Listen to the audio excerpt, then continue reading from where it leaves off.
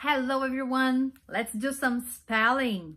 Vamos soletrar? Saber soletrar é muito importante quando a gente está começando a aprender uma língua. Por quê? Muitas coisas a gente não consegue entender, então a gente pode pedir para a pessoa soletrar e aí você forma a palavra na sua cabeça. Outras coisas é que você pode também tentar se explicar, por exemplo, quando as pessoas não entendem o seu nome, o seu endereço, então é uma forma de ajudar na comunicação. Tanto para você conversar pessoalmente, como para preencher formulários e resolver vários tipos de coisas. Como você pergunta para uma pessoa que você não conseguiu entender a palavra, a forma que se soletra aquela palavra. Então você pode perguntar, how do you spell? E aí você fala a palavra, né? Então se eu não entendi a palavra, por exemplo, teacher, how do you spell teacher? E a pessoa fala, oh, T-E-A-C-H-E-R, né? Teacher. Então, aqui agora eu vou contar uma história de uma pessoa que eu achei muito interessante. E no meio dessa história eu vou spelling the words, vou soletrar as palavras. E no final eu vou ter soletrado todo o alfabeto. E a gente vai saber como se fala cada letra, para que você, na hora que for precisar usar, já sabe. Ok? Eu queria contar para vocês a história de uma pessoa que chama Adriana Queiroz. Eu encontrei essa história na internet e achei muito interessante. Veja bem, ela sempre foi pobre, pai e mãe analfabetos, e decidiu que ela queria ser advogada. E por causa das questões sociais, de pobreza e tudo mais, sempre se acha que quem é pobre vai continuar pobre, fazendo trabalhos braçais e nunca vai ter oportunidade de crescer nos estudos. Mas ela provou que isso não é verdade, dependendo do seu esforço e também dependendo das oportunidades que você cria e das que aparecem, você consegue chegar lá. Enfim, a Adriana sempre estudou em escola pública, public school, P-U-B-L-I-C S-C-H-O-O-L, public school. E mesmo tendo o ensino, um pouco mais inferior do que as pessoas que estudaram em private schools, escolas particulares, private, P-R-I-V-A-T-E, private, ela seguiu em frente. Quando chegou a época do vestibular, ela prestou vestibular porque ela queria ser uma advogada, então ela prestou para ser lawyer, L-A-W-Y-E-R, lawyer. Para você ser uma lawyer, você tem que estudar law, L-A-W, que em inglês quer dizer lei, mas também pode dizer o nome da faculdade, que nós aqui em português falamos direito. Então, a faculdade de direito em inglês, a gente não fala direct ou alguma coisa nesse sentido, a gente fala law. Enfim, going back to the story, voltando para a história. Ela queria ser uma lawyer, então ela foi lá e prestou o vestibular para law. Passou em third place, em terceiro lugar ela passou, mas tinha um probleminha. A faculdade que ela passou era uma private college. Private, já soletrei lá antes, college, C-O-L-L-E-G-E. Private college, era uma faculdade particular e ela não poderia pagar. Então, ela foi pedir um conselho para o professor lá da cidade dela, um advice, A-D-V-I-C-E. Pediu esse advice para esse professor e falou, e agora o que eu faço? Porque eu preciso pagar essa faculdade, mas eu não tenho como. E aí esse professor, que também trabalhava na administração do hospital, do hospital lá da cidade, hospital, H-O-S-P-I-T-A-L,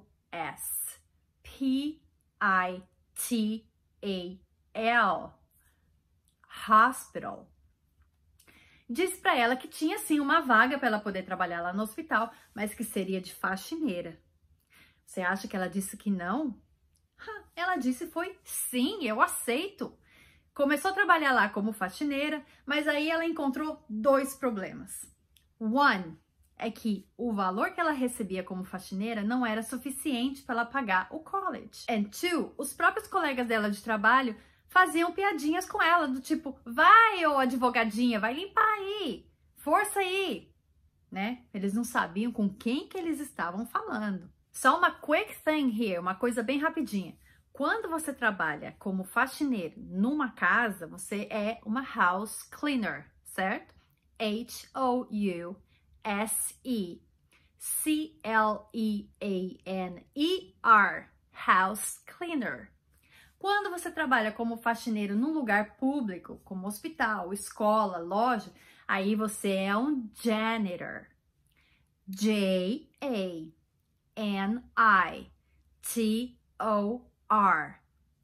Em inglês tem essa diferença. Então, além dela ter pouco dinheiro para pagar o college, ela também sofria esse preconceito contra a vontade dela de crescer na vida. Esse prejudice. P-R-E-J-U-D-I-C-E.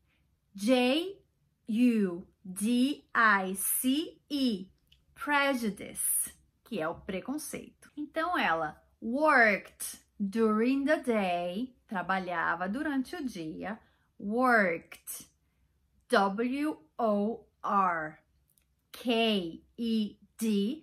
worked during the day, e estudava à noite, studied in the evening. Então, ela foi conversar com o reitor da faculdade, explicou a história dela e ela conseguiu um desconto de 50% off, né? 50% de desconto. Ela não teve essa oportunidade, mas ela cavou essa oportunidade. Ela foi lá e resolveu um problema que ela estava tendo. Então, ela trabalhou assim durante todo o tempo da faculdade, se formou, se tornou uma lawyer. Mas ela não queria ser somente uma lawyer, ela queria ser uma juíza. Ela queria ser uma judge. J-U-D-G-E,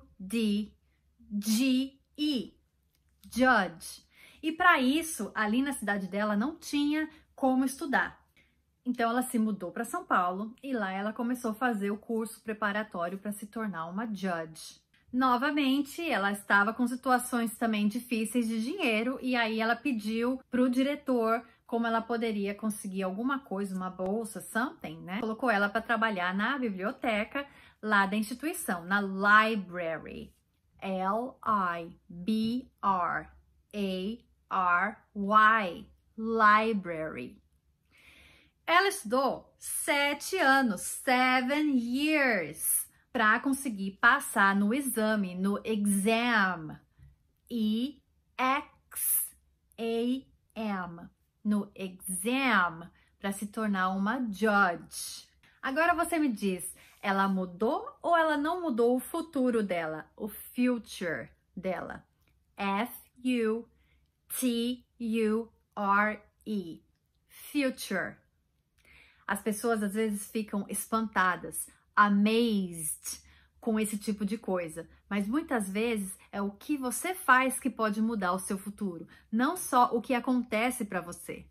Amazed, A-M-A-Z-E-D. Ok, agora eu queria só chamar uma atenção em algumas letras que são parecidas na hora da gente falar, mas se a gente falar da forma errada, a gente soa como se fosse uma outra. Um exemplo. D e T, eles são bem diferentes da forma que a gente falaria em português, por exemplo, de, né? T. Não tem esse sh. Elas são bem secas. Porque se você falar o D da forma diferente, você vai acabar falando o quê? De. E aí você pode mudar uma palavra. Então, é de, é T, e quando for o G, é G. Tem também o M e o N.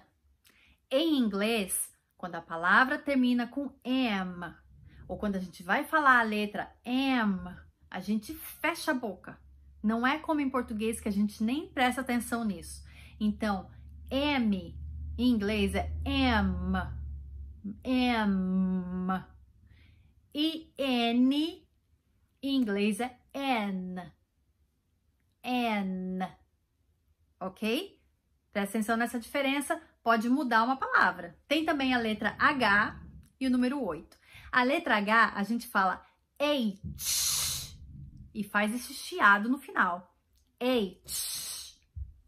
E o número 8 é seco, porque ele termina com T no final. Então, é eight. H. Eight. Então, agora eu vou falar para vocês o alfabeto todinho com as letras para vocês seguirem. E é uma coisa muito legal de memorizar, porque pode te ajudar a sair de situações ou resolver situações só sabendo falar as letras certas. Se você falar o seu nome errado e a pessoa pedir para você soletrar, ou se a pessoa falar um nome que você não consegue entender, você pode pedir para a pessoa soletrar. Nome próprio, nome de rua. Então, vamos lá.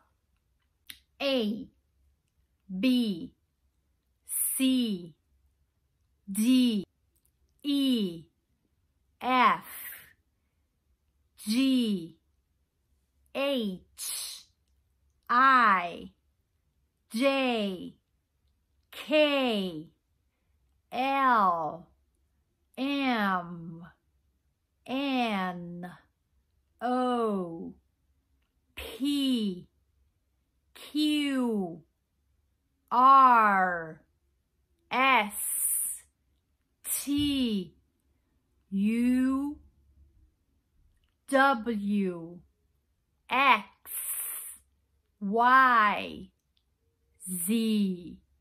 Corre lá para os exercícios que quando a gente pratica, a gente aprende melhor. See you later!